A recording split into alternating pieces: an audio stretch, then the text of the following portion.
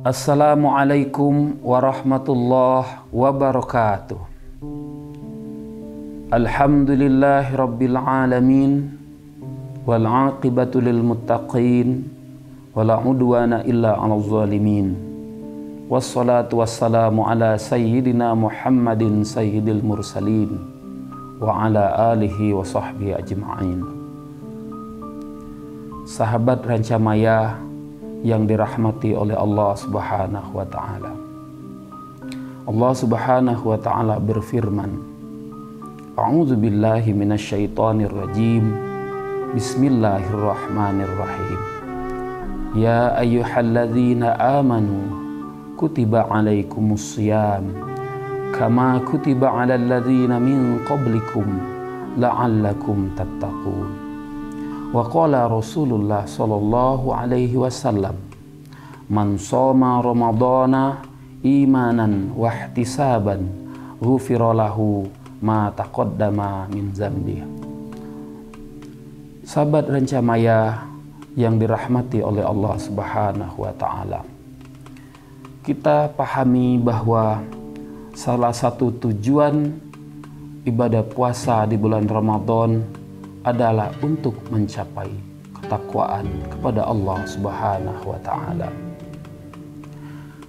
Maka di balik itu, sebagai suatu tugas kepada hamba yang beriman, yaitu berusaha semaksimal mungkin meraih derajat ketakwaan kepada Allah Subhanahu wa Ta'ala. Di dalam ibadah puasa Ramadan sebenarnya banyak sekali hikmah yang dapat kita ambil. Salah satunya adalah bulan Ramadan adalah Sahrul Rahmah atau bulan rahmat, dan bulan Ramadan adalah Sahrul Maghfirah atau bulan ampunan.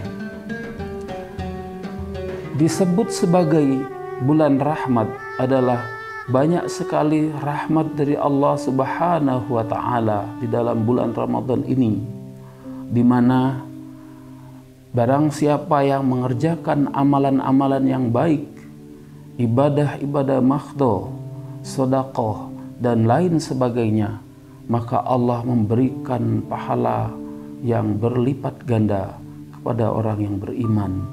Itulah sebagai salah satu rahmat dari Allah Subhanahu wa Ta'ala. Kemudian disebut Sahrul Maghfirah, bulan Ramadan adalah bulan ampunan. Salah satu hikmah bulan Ramadan di mana Allah Subhanahu wa Ta'ala akan mengampuni hamba-hambanya yang beriman, yang melaksanakan ibadah puasa dengan penuh keimanan dan mengharap ridha Allah Subhanahu wa Ta'ala. Rasulullah sallallahu alaihi wasallam bersabda, man shoma ramadhana imanan wa ihtisaban ghufira lahu ma taqaddama min dzambi. Barang siapa yang berpuasa di bulan Ramadan dengan penuh keimanan dan mengharap ridho Allah, niscaya akan diampuni dosa-dosanya yang telah lalu. Hadis riwayat Bukhari. Selain itu, Rasulullah SAW menjelaskan dalam sebuah hadisnya, salat 5 waktu, Jumat ke Jumat, Ramadan ke Ramadan, menghapuskan dosa-dosanya selagi tidak mengerjakan dosa-dosa besar.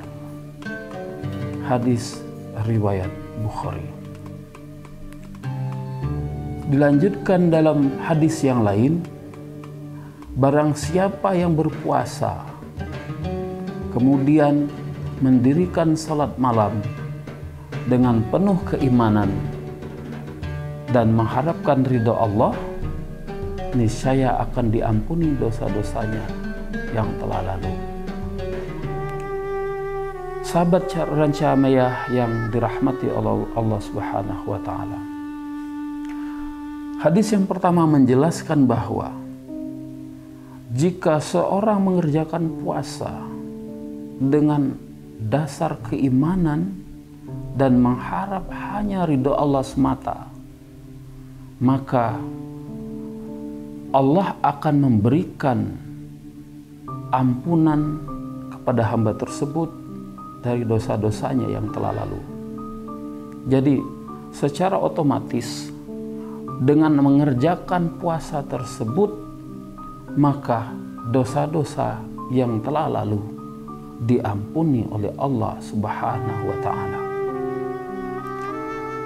Dilanjutkan hadis yang kedua, Rasulullah menjelaskan pada hadis tersebut, sholat 5 waktu, Jumat ke Jumat dan Ramadan ke Ramadan menghapuskan dosa selagi seorang hamba menjauhi dosa besar. Artinya, jika hamba melaksanakan ibadah tersebut secara aktif, maka secara otomatis Allah akan menghapuskan dosa hamba tersebut selama mengerjakan sholat 5 waktu, selama dari Jumat ke Jumat dan dari Ramadan ke Ramadan berikutnya. Dan pada hadis yang ketiga dikuatkan kembali oleh Rasulullah SAW, barang siapa yang berpuasa kemudian di malam harinya mendirikan qiyamul lail seperti sholat tarawih, sholat witir, sholat tahajud dan lain sebagainya, maka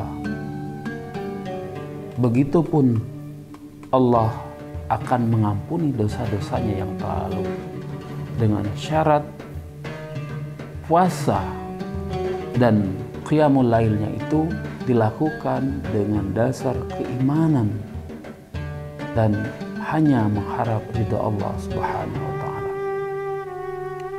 Sahabat cairan Camaya yang dimuliakan oleh Allah Subhanahu wa Ta'ala, satu sisi ini adalah satu fasilitas yang mulia, satu penghargaan yang luar biasa yang diberikan oleh Allah yang Maha Pengampun lagi Maha Penyayang, yaitu ampunan terhadap dosa-dosa yang dilakukan oleh seorang hamba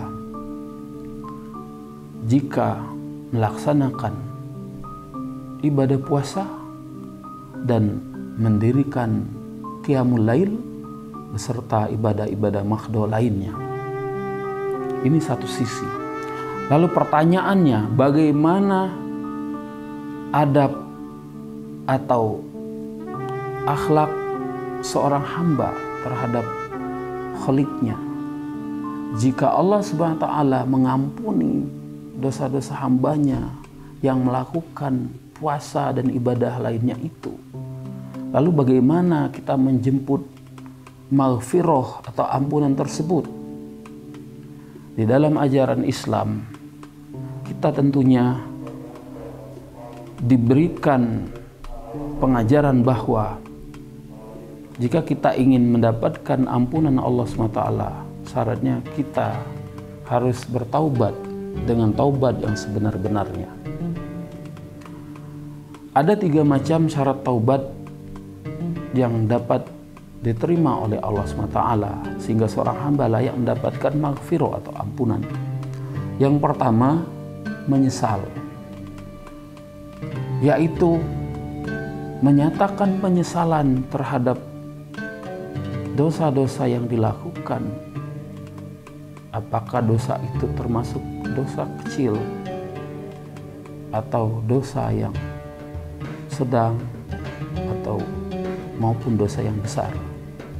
Syarat utamanya adalah seorang hamba harus betul-betul merasakan penyesalan karena telah melakukan dosa tersebut atau melanggar perintah Allah Subhanahu wa Ta'ala. Yang kedua, berhenti atau tidak lagi melakukan dosa tersebut. Ketika seorang hamba ingin mendapatkan maghfirah atau ampunan dari Allah Subhanahu wa Ta'ala, maka syarat yang kedua, dia harus berhenti melakukan dosa tersebut. Dan yang ketiga adalah seorang hamba akan diterima tobatnya jika dia tidak mengulangi lagi dosa-dosa yang telah diperbuatnya itu. Maka di sini dapat dipahami bahwa jika seorang yang pertama tidak menyesali dosa yang dia lakukan, maka otomatis dalam pikirannya akan kembali memikirkan dosa-dosa tersebut. Apalagi biasanya dosa yang dilakukan itu terdapat satu perkara atau suatu hal yang asyik dilakukan atau yang nikmat dirasakan. Maka apapun yang dipikirkan dari unsur dosa tersebut harus disesali, kemudian tidak melakukan lagi secara serius dengan tekad yang kuat, jika perlu dengan janji yang kuat untuk tidak mengulangi kembali dosa-dosa yang dilakukan tersebut. Maka tidak masuk akal jika seorang hamba tidak memiliki tekad yang kuat untuk menjauhi dosa-dosa tersebut. Maka barangkali suatu saat dia akan menginginkan kembali atau berpikir untuk melakukan kembali dosa-dosa tersebut. Apalagi di satu sisi setan atau iblis laknatullah senantiasa membisikkan hal-hal yang mengajak atau mengarah kepada pelanggaran atau berbuat dosa.